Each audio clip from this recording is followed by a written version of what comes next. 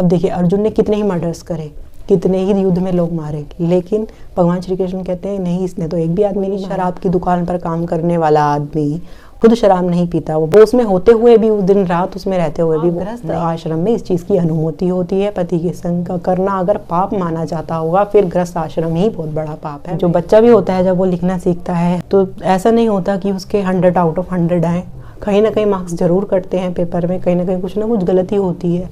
इसका मतलब ये नहीं कि वो फेल हो गया। हम पर 2 कर्तव्यों का भार है हमारे कंधों पर, इधर गृहस्थी का भी और इधर आध्यात्मिकता का। दोनों बोझ को ढो करके जब एक गृहस्थी इंसान चलता है तो उसको इतने निष्ठुर नहीं है भगवान कि उसकी समस्या ना समझ सके।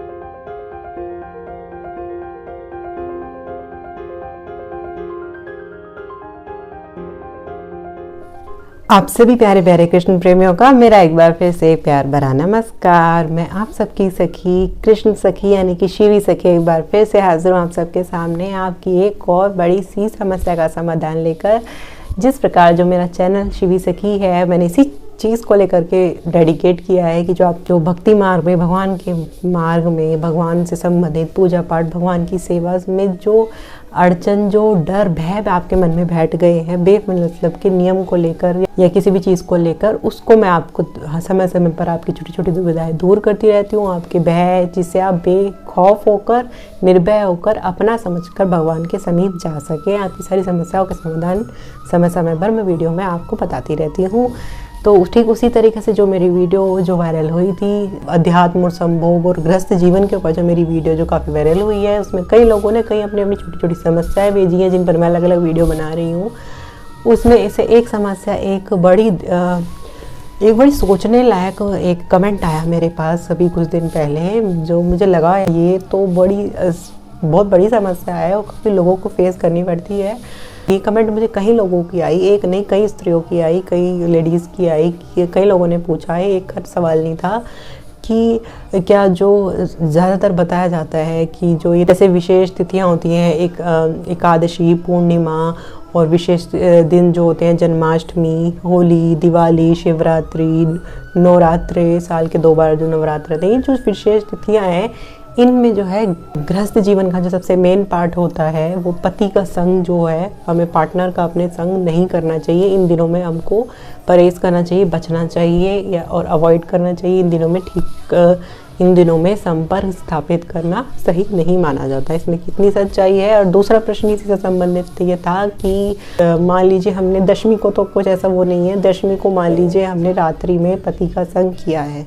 और अगले दिन बताया जाता है, जैसे कि भ्रांतियाँ नई नई फैले जा रही हैं, हर यूट्यूब पर कोई नया नया ज्ञान दे रहा है कि उस दिन अगले दिन आपको सर वॉश ही करना पड़ेगा, वरना आपकी पूजा फलीभूत नहीं होगी, आपकी पूजा नहीं लगेगी, या जो भी एक्स एंड वाई जेड, आपकी भक्ति स्वीकार नहीं करेंगे भगवान, आपकी सेवा स्वीकार नहीं करेंगे जब तक आप पूरा हेयर वॉश करके स्नान आदि ना कर लें।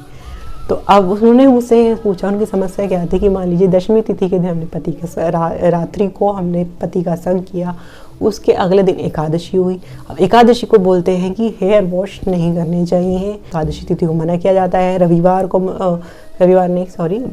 थर्सडे को मना किया जाता है, सैटरडे को मना किया जाता है, ट्यूसडे को हेयर वॉश करने के लिए मना किया जाता है, एकादशी तिथि को मना किया जाता है। अब ऐसे में देखिए कितनी डिफ़िकल्ट सिचुएशन यहाँ पर हमारे पैदा हो गई। अगर सोचा जाए तो इन दिनों में तो पति का संग नहीं करना और इन दिनों में हमें हेयर वॉश नहीं करने, फिर तो शायद ही कोई डेज बचेंगी कि जिसमें हम भगवान की पूजा बिना किसी अड़चन के कर सकेंगे। कितने दिन बचे बताइए, आप खुद ही कैलकुलेट, मैंने खुद किया, उनका सवाल सोच के मुझे बड़ा शौक लगा कि ये खुद ही सोचिए क्या दिन बचे। कुछ तिथियों में तो पहले तो इस आदमी सोचता ही रह जाएगा कि आज ये तिथि है, वो तिथि है। दूसरी बात, अगर कर लिया तो अगले दिन उसका वैसे वेस्ट हो जाएगा। अगर वो सिर वॉश नहीं कर पाया, मान लीजिए वो सिर वॉश नहीं करने का दिन है, अगले दिन थर्सडे है या कुछ एकादशी है, जो भी है, तो फिर उसके पास एक ही ऑप्शन बचता है, क्या कि वो पूजा करनी छोड़ दे। ये ऑप्शन बचा ना, कितना गलत ऑप्शन है कि इस मार्ग से ही हटा दे। इस मार्ग पे चलने की जो मोटिवेशन जो था वो ही हटा करके वो हमारा मार्ग ही बंद के दरवाजे ही बंद हो गए इन सब नियमों में। देखिए कितना गलत ये चीज़ हो रही है। बल्कि ये नियम और ये सब का कारण था परमात्मा के करीब ले जाने का, करीब धकेलने का, नहाना, स्नान, शुद्धि आदि ये सब है। सबके मकसद कहीं ना कहीं पीछे भगवान के समीप ले जाने के हैं, लेकिन हो अब उल्टा रहा है कि ये सब हमें समीप ले जाने की वजह भगवान से दूर करते जा रहे हैं, इनफैक्ट दरवाजा ही बंद कर दे रहे हैं। अगर इसका उपाय सोचा जाए तो, और ये भी बताएं उपाय सोचा जाए तो आप कई उपाय सुन सकते हैं, नए नए उपाय अब आ जाएंगे इस विषय पर लेकर यूट्यूब पे कि आप सिर वॉश कर रहे हैं तो सिर्फ पानी भिगो लें, शैम्पू ना करें, सिर्फ पानी से धो लें, ये भी एक उपाय है। मान लीजिए चलिए पानी से मान लो किसी को बहुत ठंडा है, किसी को बुखार है तो तब क्या करें, तो या फिर सिर्फ छींटा मार ले, या ये सब एक्सेट्रा एक्सेट्रा। कहने को ये सब सॉल्यूशन हो सकते हैं और भी कई सॉल्यूशन हो सकते हैं का सोचो, लेकिन this is not the solution. ये सब सॉल्यूशन नहीं हो सकते। ये कहाँ तक हम किस हर चीज़ का, और भी कई चीज़ें आती हैं आड़े, और भी कई और नई समस्या उत्पन्न हो जाएगी और नई समस्या उत्पन्न हो जाएगी। नहीं, आपको बता दूँ ये जो नियम और आदि थे, जिस इंसान ने गृहस्थी ना अपना करके विरक्ति अपनाई है, अध्यात्म का मार्ग चुना है, और विरक्ति यानी कि विरक्ति मतलब जिन लोगों ने समझ में आती है वो उनको बता देती हूँ। विरक्ति मतलब जिसने आजीवन ब्रह्मचारी और सन्यासी, जिन्होंने गृहस्थी ना अपना करके अध्यात्म का मार्ग, अध्यात्म दोनों में ही चुने जा सकते, गृहस्थी में विरक्ति में। बुजुर्गों हम लोग गृहस्थी में और विरक्ति में, तो विरक्ति के जो लोग होते हैं उन्होंने वैराग्य का जो मार्ग चुना है, उनके लिए यही है कि भाई उन्होंने संसार किस लिए छोड़ा, हर चीज़ को, माँ बाप को, इसको, जिन सबको किस लिए छोड़ा, भगवान को पाने के लिए ना। तो उनके लिए सारे नियम उनको ये मस्ट डू हैं उनके लिए कि उनको करना ही करना है, उनको ब्रह्म मुहूर्त में उठना ही उठना है, और उनको स्नान आदि से पवित्र होकर मैं प्रॉपर हर चीज़ करनी ही करनी है। क्यों? क्योंकि उन्होंने अपना जीवन ही इस चीज़ को समर्पित किया है, साक्षी मानकर भगवान को कि मैं आज से आप ही के लिए ही चलूँगा। क्योंकि अगर वो नहीं करता है, अगर वो भी नहीं करता जिस चीज़ के लिए उसने वो छोड़ा है, सब चीज़ें जिस चीज़ को अपना जीवन समर्पित किया, सब सारे उसने कर्तव्य छोड़े हैं, अगर वो भी नहीं करता है तो उस पर वो धिक्कार है ना। तो उसके लिए वो बहुत ज़रूरी है। अब हम लोग जो है, हम पर दो कर्तव्यों का भार है हमारे कंधों पर, इधर गृहस्थी का भी और इधर आध्यात्मिकता का भी, परमात्मा को पाने का भी। दोनों बोझ को ढो करके जब एक गृहस्थी इंसान चलता है तो उसको इतने निरुष्ट, इतने निष्ठुर नहीं है भगवान कि उसकी समस्या ना समझ सके। वो इतनी उसको फिर डिस्काउंट, छूट दी जाती है गृहस्थ आश्रम में। गृहस्थ आश्रम में बहुत जल्दी सिद्धि मिलती है, गृहस्थी आश्रम में बहुत जल्दी कोई चीज़ प्राप्त होती है, जब हम खासकर जब अध्यात्म में हम प्रयत्नशील रहते हैं और अपने 100% देते हैं।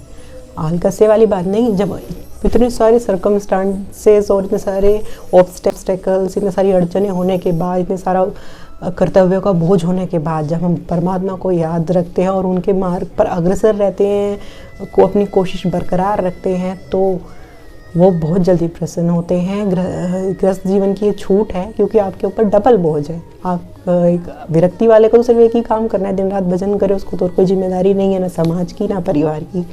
आपके ऊपर बोझा है, बोझा मतलब कर्तव्यों का, आपके पास जिम्मेदारियां हैं, कर्तव्यों का बोझ है, साथ साथ आपको अध्यात्म को भी लेकर चलना है। तो इसलिए परमात्मा आपको छूट देते हैं कि आपकी जरा सी कोशिश से एक कदम चलते ही आपका हाथ पकड़ के यूँ खींच लेते हैं और आपको आगे बढ़ाते हैं और जल्दी सफलता देते हैं। तो आप जरा सी भी कोशिश करते हैं।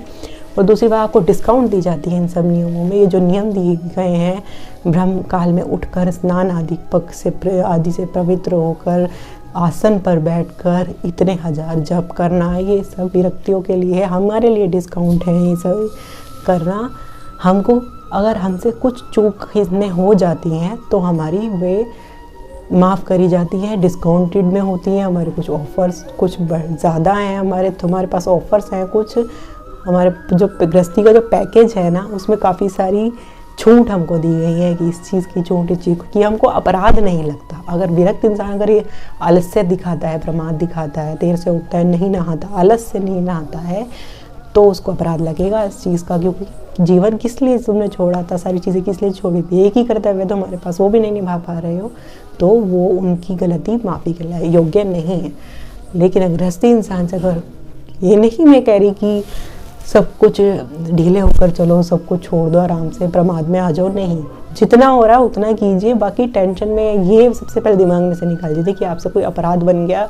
अगर ऐसा है, जैसा कि इस वीडियो का टाइटल है कि जो इन तिथियों में ये पति का संग कर लेते हैं वो गलत है, वो चीज़ गलत है। जो इन तिथियों में पति का संग कर लेते हैं वो चीज़ पाप है, और अब आप पाप के भागी बन गए हैं। अगर ऐसा है तो फिर अब तक तो आप न जाने कितनी बार पाप के भागी बन चुके होंगे। मोस्ट ऑफ द पीपल, मेरे ख्याल से मुझे लगता है कि जो लोग ये वीडियो देख रहे हैं उनमें से काफ़ी बड़ी संख्या में लोग ऐसे होंगे जो अब तक इस चीज़ को कर चुके होंगे। क्योंकि गृहस्थी में जब हम पति का संग करेंगे तो हम कितनी बार ये सिर्फ यही सोचने में रह जाएंगे कि आज ये तिथि है, आज वो तिथि है, कल क्या तिथि है, ये क्या तिथि है। अगर चलिए उस अपराध से बच भी गए पति के संग के, तो अगले दिन फिर हेयर वॉश अगर नहीं करा, ऐसे पूजा में बैठ गए तो उस अपराध में अड़े आएंगे। अगर मतलब कुछ ना कुछ ऐसे तो कुछ ना कुछ अब तक हमसे अपराध बन ही गया होगा। देखिए, जो बच्चा भी होता है जब वो लिखना सीखता है या कुछ भी करता है, पढ़ाई करता है, तो ऐसा नहीं होता कि उसके 100 आउट ऑफ 100 आएँ। कहीं ना कहीं मार्क्स ज़रूर कटते हैं पेपर में, कहीं ना कहीं कुछ ना कुछ गलती होती है। इसका मतलब ये नहीं कि वो फेल हो गया। अगर उससे एक भी उसका नंबर कहीं कट गया, 2 नंबर कट गए, 3 नंबर, तो वो ऐसा नहीं है कि उसको उसी क्लास में ही पढ़े रहने दें, उसको प्रमोट नहीं करेंगे अगली क्लास में। ऐसा नहीं है। पासिंग मार्क्स की एक लिमिट होती है कि 33 नंबर तक आने चाहिए, उसके बाद आप पास हो, लेकिन कम से कम 33 तो हो। तो ठीक वैसे ही मानिए कि एक लिमिट है, 33 तक बना लो किसी भी तरीके, और होपफुली वो तो बन ही जाते हैं, तो बन ही जाएंगे आपके, कि इतने भी बिल्कुल नीचे ना गिर जाएं और इतने भी ज़्यादा टेंशन में ना आ जाए कि वो मार्ग ही छूट जाए, है ना। रही बात, अब तक भी वही कहेंगे कि इतना बड़बड़ा रही है और अभी तक अपना सवाल का जवाब हमारा नहीं स्पष्ट करा कि क्या करें, कि ये गलत है या सही है एकादशी, और इसको फिर हम क्या करें क्या नहीं करें। देखिए, अगर आप गृहस्थ आश्रम में हैं तो गृहस्थ आश्रम में सिर्फ ये, कई लोगों ने मुझसे उस कमेंट में पूछा उस वीडियो की कि हमने बिना शादी के, बिना कि विवाह संपन्न अगर करें तो पाप है क्या। हाँ, ऑब्वियसली पाप है, इसमें क्या पूछने वाली बात है। आप गृहस्थ आश्रम में इस चीज़ की अनुमति होती है, पति के संग का करना अगर पाप माना जाता होगा, फिर गृहस्थ आश्रम ही बहुत बड़ा पाप है। मैं बार बार कह रही हूँ, उस वीडियो पे भी कहा है, इस वीडियो में कहा है, अगर गृहस्थ आश्रम में पति का संग करना है, अपने पार्टनर का संग करना अगर पाप है, तो फिर तो गृहस्थ आश्रम ही एक बहुत बड़ा पाप है। आप ऑलरेडी एक पाप कर चुके हो, है ना। तो ऐसा तो नहीं है कि पति के संग करने के लिए या पार्टनर का संग करने के लिए आपको एक पाप से गुजरना पड़ेगा। नहीं, ये बहुत बड़ी भ्रांति आपकी फैल चुकी है। एक पतिव्रता नारी को जो अपने पूरे कर्तव्यों के साथ अपने परिवार का, पति का, कुटुंब आदि का सेवा और पूरा उनको समर्पित होकर जीवन बिताती है, उसकी वही गति होती है जो बड़े बड़े संत महात्माओं की होती है, ये कहा गया है। तो आपका जो उत्तर है, जो इस क्वेश्चन का जो आप पूछ रहे हैं, कि जहाँ तक हो सकता है अगर आपको याद है अच्छी तरीके से आज ये तिथि है, ये दिन है, और काम चल सकता है, ना कोई पार्टनर आपका ऐसा विशेष आपको अनुरोध कर रहा है, ना आपको फोर्स कर रहा है, ना कुछ ऐसा कुछ नहीं है, चल सकता है काम, तो आप उसको कीजिए अवॉइड। और अगर नहीं है तो उस चीज़ का बर्डन लेने की या अपने पार्टनर से झगड़ने की ज़रूरत नहीं है या मना करने की। उससे आपके रिश्ते खराब होते चले जाएंगे। रिश्ते खराब होंगे तो गृहस्थी जो आपने बसाई थी कई देवताओं को, सबको, भगवान को साक्षी मान करके, वो आपकी बिगड़ती चली जाएगी। तो गृहस्थ धर्म का पालन करते हुए सब कुछ करना है, तो उसको भी किसी पर अपनी सोच नहीं थोपनी है, किसी से लड़ना नहीं है, किसी से अपने विचार जबरदस्ती नहीं थोपने हैं। किसी को तो ऐसा मार्ग है कि किसी को पता भी नहीं होना चाहिए साथ वालों की आप किस मार्ग के राही हैं या किस मार्ग के पथिक हैं। और ऐसा नहीं, अगर चल सकता है तो ऐसा कुछ नहीं है कि आपके लिए बहुत बड़ा पाप हो गया है या कुछ हो गया। और रही बात अगले दिन की हेयर वॉश नहीं कर सकते हैं तो बहुत अच्छी बात है। अगर नहीं भी कर सकते तो ऐसा नहीं है कि भगवान आपको अस्वीकार देंगे, ठुकरा देंगे, आपको अपनाएंगे नहीं, आपके पूजा लगेगी नहीं, हो जाएगा बहुत बड़ा पाप। एक तो थंबनेल आजकल यूट्यूब पे से चलने लगे हैं, मत कीजिए ऐसी सेवा, लगेगा बहुत बड़ा पाप, नरक में भी नहीं मिलेगी जगह। ये बहुत पता नहीं क्या पैथेटिक सी चीज़ें चल गई हैं, इतनी बिना मतलब का वहम। हर कोई नए नए ज्ञान लेकर आ रहा है। अब हो सकता है मुझे भी वो यही कहते कि नए ज्ञान लेकर आई हैं। आप अपना कुछ मत लगा कर देखिए, कुछ अपनी कुछ सुन लो सबकी, करो अपने मन की, और सुन करके कुछ बुद्धि लगेगी कौन क्या बात क्या ठीक कह रहा हो। जो अनुभवी होंगे, मेरे ख्याल से जो अध्यात्म मार्ग के जरा भी अनुभवी होंगे, वो मेरी बात को गलत नहीं ठहरा सकते। मैं इस बात की तो मैं गारंटी ले सकती हूँ कि जो अनुभवी हों वो मेरी बात को सही ही बताएंगे, कोई गलत नहीं बता सकता। क्योंकि अगर कोई चीज़ अगर इतनी आड़े आ रही है, कोई नियम कि वो आपको उस मार्ग से, आपके लक्ष्य से ही दूर कर रही है, तो उस चीज़ को ही हटा देना चाहिए। उस चीज़ को भी चलते रहने दो। अगर नहीं हो पा रही, आपके कंट्रोल में नहीं है सिचुएशन, तो कोई बात नहीं, कीजिए। अब किसी से लड़ना नहीं, झगड़ना है, किसी को फोर्स नहीं करना है, वो अपने मार्ग पर आप चुपचाप लगे रहें। आपकी सभी चीज़ें स्वीकार हो रही है, वो सब देख रहा है कि आप किस भगवान के लिए क्या कर रहे हो, कितना कर रहे हो, कितना उनके लिए अग्रसर हो, कितने बेचैन हो अंदर से, वो सब देखते हैं। सब चीज़ का आपको कई गुना होकर के फल भी देते हैं समय आने पर। मेरा मानना है हो सकता है, अगर हो सकता है तो अवॉइड कीजिए, नहीं हो सकता नो बर्डन, सिर्फ राधे राधे, सिर्फ नाम लीजिए भगवान का। अगर ऐसा कुछ हो भी जाता है, नहीं हो पा रहा, अपने भगवान की स्मृति में, भगवान के ध्यान में, भगवान के नाम में, भगवान की स्मृति में, भगवान के नाम में, भगवान के ध्यान में, इनमें डूबे रहिए।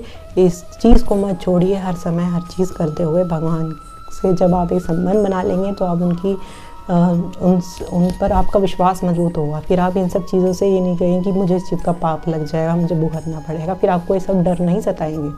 एक बार उनसे संबंध बनाने पर फिर डर नहीं सताता। एक वक्त को जब उस पर कृपा होने लगती है कि मैंने पाप कर दिया, पाप है, पाप है, क्योंकि आपकी इंटेंशन अगर आपके अंदर से सही है, आपकी इंटेंशन देखते हैं भगवान की इंटेंशन कैसी है। तो गृहस्थ आश्रम में ये बिल्कुल भी पाप नहीं है, चाहे आप किसी भी तिथि में करें या कुछ भी करें, कोई बिना मतलब का कोई पाप नहीं है। क्योंकि गृहस्थ आश्रम की अनुमति यही है, क्योंकि अनुमति मिली होती है गृहस्थ आश्रम में, इस चीज़ को उनको राइट मिला होता है। ऐसा कुछ गलत नहीं है। अगर आप ऐसा इतना बर्डन में नहीं लेना कि एकादशी है, पूर्णिमा है, इन सब पर नहीं करना है। बिना मतलब की भ्रांतियाँ फैलती जा रही हैं। इस वीडियो को ज़्यादा से ज़्यादा शेयर करें, जिससे और लोगों के मन में से भी वहम निकले, और जो कम से कम जो लोग भगवान की तरफ बढ़ना चाहते हैं और अध्यात्म में बढ़ना चाहते हैं, वो डिमोटिवेट होती हैं ऐसी बातों से, ऐसी वीडियोज़ से, और पीछे हट जाते हैं और डरने लग जाते हैं कहीं ना कहीं। मेरे पास कमेंट आया था एक सब्सक्राइबर का कि पहले मैं बेखौफ रहती थी, लेकिन मैं तरह तरह की वीडियो देख कर ये कि नरक में जगह नहीं मिलेगी, मत करो ऐसा पाप,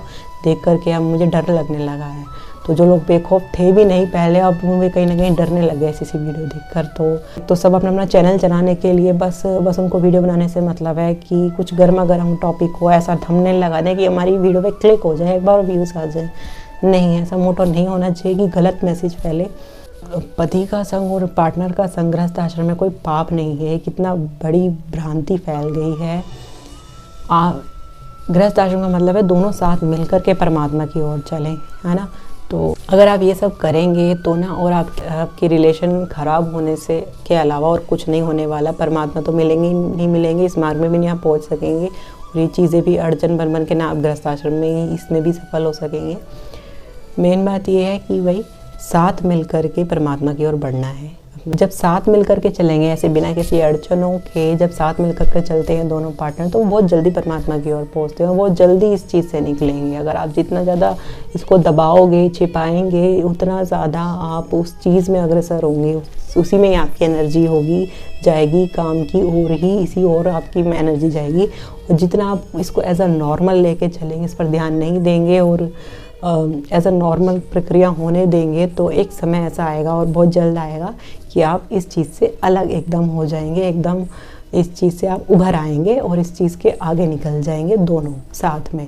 तो ऐसा समय आएगा एक तो, लेकिन जितना इसको आप इससे बचेंगे, इसको नकारेंगे, इसको फेस नहीं करेंगे इन चीज़ों को, तो ये और ज़्यादा आपको अपनी ओर खींचेंगे, आप और खींचते चले जाएंगे और आपकी एनर्जी उसी में ही जाएगी। इससे अच्छा है कि इसको होने दें, खुल के होने दें। जो हो रहा है जितना जल्दी आप इससे बाहर, जितनी जल्दी ये प्रक्रिया होगी उतनी जल्दी आप इससे बाहर निकल आएंगे, है ना। और एक दूसरी बात पूरी इम्पोर्टेंट कह दूँ, मैं हमेशा कमल का एग्जांपल देती हूँ, उससे बेटर एग्जांपल कोई लगता नहीं है। जैसे कमल है, कीचड़ में रह के अलग रहता है ना, अपनी खुशबू भी रखता है, कलर, सुंदरता सब उसकी कायम रहती है। ठीक वैसे ही जब आप अपने अध्यात्म में इतने, अपने भगवान से आपका प्रेम जितना प्रगाढ़ होगा, अपने इष्ट से, अपने भगवान से जितना आपका प्रेम बहुत ज़्यादा होगा और आप उनको समर्पित होंगे, तब आप इन सब क्रियाओं में होते हुए भी नहीं होंगे, समझे। आप उस चीज़ में रहकर भी आप ब्रह्मचर्य कहलाएंगे। बहुत बड़ी चीज़ है, हर किसी के समझ में नहीं आएगी, ऊपर से निकल जाएगी, लेकिन बहुत बड़ी चीज़ है। अब जब भगवान पर भरोसा इतना हो जाता है, प्रेम इतना बढ़ जाता है और आपके लक्ष्य सिर्फ आपके इष्ट ही रह जाते हैं, तो फिर ये चाहे आप किसी प्रक्रिया से निकल जाए तो फिर वो आप पर ना इफेक्ट नहीं डालती, ठीक है। प्रक्रिया आपके ऊपर ना असर नहीं डालती, चाहे आप उसमें होते हुए भी नहीं होते हो। जैसे कमल अलग रहता है, जैसे कोई शराब की दुकान पर काम करने वाला आदमी और खुद शराब नहीं पीता, वो बिल्कुल अलग है उस चीज़ से। तो वो उसमें होते हुए भी, दिन रात उसमें रहते हुए भी वो नहीं है, वो उससे दूर है बहुत। ठीक वैसे ही जब अध्यात्म में इतना, भगवान में इतना विश्वास और इतना प्रेम होता है, दिन रात जब हम उनको समर्पित होते हैं, हमारा लक्ष्य सिर्फ और सिर्फ वही रहते हैं, हमारा फोकस हमेशा वही है ना, हमारा लक्ष्य वही होते हैं, तो हम चाहे किसी भी क्रिया में क्यों ना हो, उस क्रिया में होते हुए भी हम नहीं होते हैं, उससे अलग होते हैं। इस स्थिति तक भी आने के लिए आपको इन चीज़ से थोड़ा गुजरना होगा, और जब इसमें जल्दी जल्दी इस प्रोसेस से जाएंगे तो आप खुद देखेंगे कि इसमें कुछ इतना बड़ा कुछ नहीं है, तो आप जल्दी उस चीज़ से बाहर निकल आएंगे। जितना ज़्यादा आप इसको दबाएंगे, छुपाएंगे, उतना ज़्यादा आप इसमें डूबेंगे। इसमें ऐसा है, तो जितनी जल्दी हो सके बाहर आ जाएंगे आप। और उसके बाद ऐसा है कि अगर आप उसमें होते भी हैं तो भी उसमें आप नहीं होते हैं। जिस तरीके से एक बार गोपियाँ जो हैं कहीं 56 भोग बना कर गई ठाकुर जी के लिए। ठाकुर जी के गुरु आए थे, भगवान श्री कृष्ण के गुरु आए थे, तो उनके लिए काफ़ी सारी अच्छे अच्छे व्यंजन बना के लेके भी प्रीतम के गुरु आए हैं।